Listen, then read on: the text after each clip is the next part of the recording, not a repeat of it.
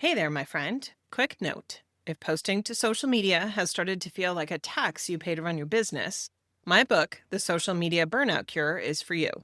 Get on the launch list at socialmediaburnoutbook.com. Now, on to the episode.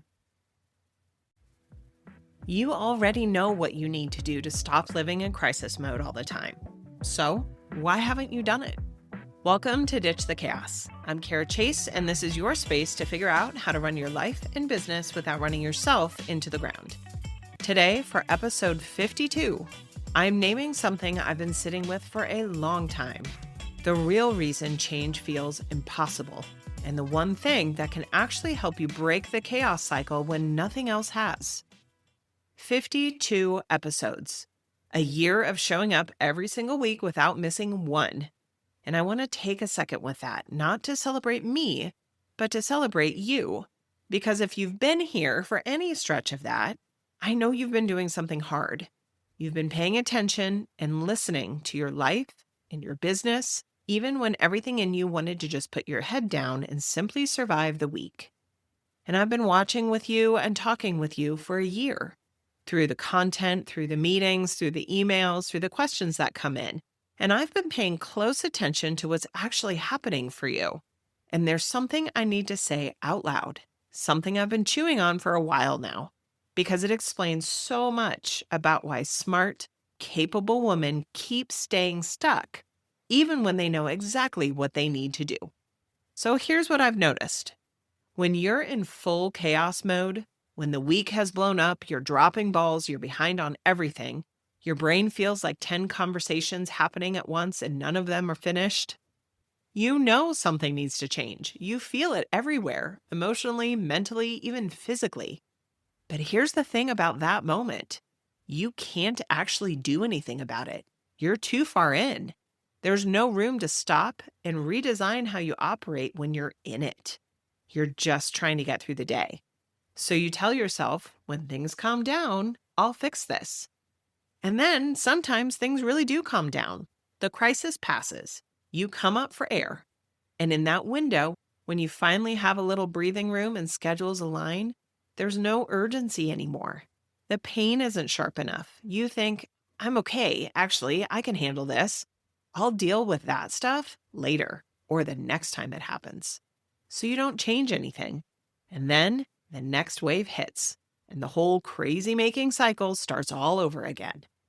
If you've been in this loop for months, or honestly, for most of us, years, I want you to know something. This is not a character flaw. It's not laziness. It's not being bad at follow through. It's a pattern. It's life. And it makes complete sense once you understand what's driving it. And the problem isn't that you don't want to change. I know you do. The problem is that the two states you spend most of your time in are both the wrong time to make a move. When you're in crisis, you're flooded. Your brain is in survival mode. It's not built for big picture thinking when it's busy managing the immediate fire. Asking yourself to overhaul your systems and your habits when you've already maxed out is like trying to reorganize your kitchen during a dinner party.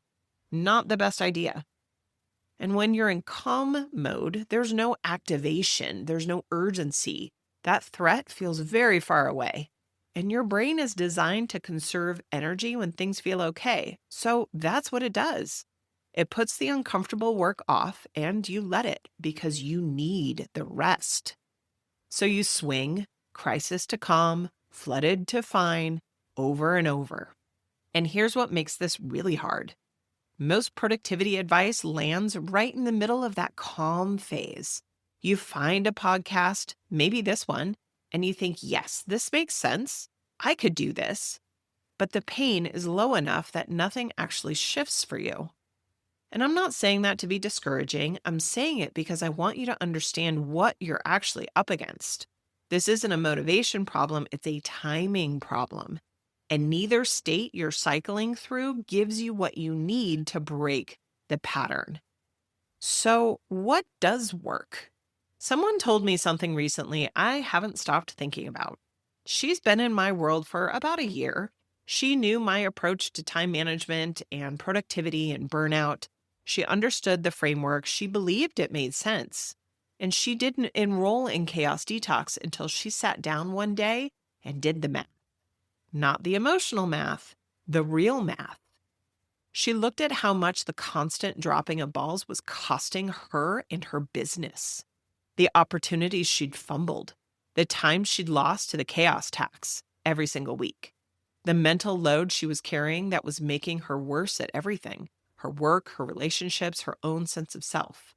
And she said the mistakes and dropping the ball constantly were costing her too much to not fix it.